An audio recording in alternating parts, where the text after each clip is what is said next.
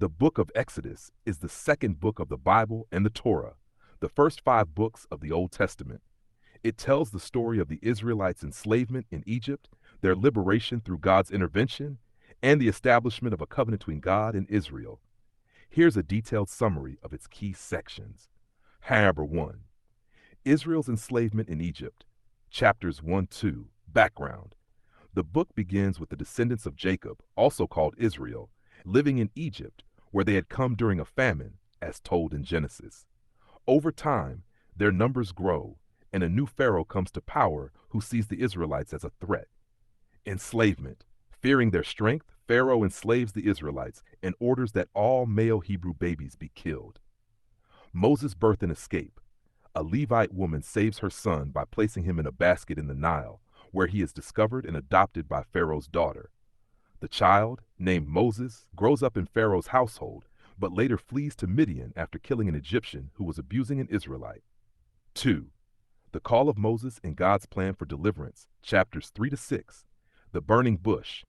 While in Midian, Moses encounters God in the form of a burning bush on Mount Sinai, or Horeb.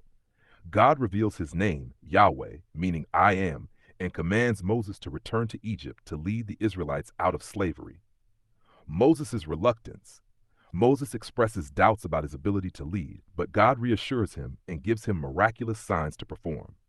Aaron, Moses' brother, is appointed as his spokesman. Pharaoh's resistance. Moses and Aaron go to Pharaoh, but he refuses to let the Israelites go, increasing their burden instead. 3. The 10 plagues, chapters 7-12. Plagues as judgment. To persuade Pharaoh, God sends 10 devastating plagues upon Egypt. These plagues increase in severity. 1. Water turned to blood. 2. Frogs. 3. Gnats. 4. Flies. 5. Livestock disease. 6. Boils. Hail. 8. Locusts. 9. Darkness. 10. Death of the firstborn.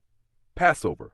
Before the final plague, God institutes the Passover, instructing the Israelites to sacrifice a lamb and mark their doorposts with its blood. The plague of death passes over the houses marked with the blood, sparing the Israelite firstborns. The Exodus. After the death of his firstborn son, Pharaoh finally allows the Israelites to leave. They leave in haste, taking unleavened bread and other provisions. 4. Crossing the Red Sea and journey to Mount Sinai, chapters 13-18. Pillar of cloud and fire. God leads the Israelites through the desert by a pillar of cloud by day and a pillar of fire by night. Crossing the Red Sea. Pharaoh changes his mind and pursues the Israelites with his army. God parts the Red Sea, allowing the Israelites to cross on dry land, and then closes the sea over Pharaoh's army, drowning them. Desert miracles. During their journey through the desert, God provides the Israelites with manna, bread from heaven, and quail to eat, and water from a rock. They also defeat the Amalekites in battle. 5. The covenant at Mount Sinai, chapters 19-24. The 10 Commandments. At Mount Sinai, God makes a covenant with the Israelites, giving them the 10 Commandments, which outline the moral and religious laws they must follow. The commandments cover obligations to God, e.g., no other gods, keeping the Sabbath, and to each other, e.g., prohibitions on murder, theft, and false witness. Other laws. In addition to the 10 Commandments, God gives Moses other laws regarding social justice, worship, and community life. Ratification of the covenant.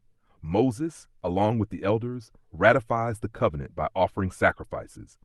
The people promise to obey all that God has commanded. 6.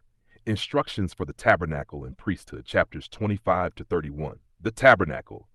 God provides detailed instructions for the construction of the tabernacle, a portable sanctuary where he will dwell among the Israelites. The design includes an altar, a lampstand, and the Ark of the Covenant, a chest containing the tablets of the 10 Commandments.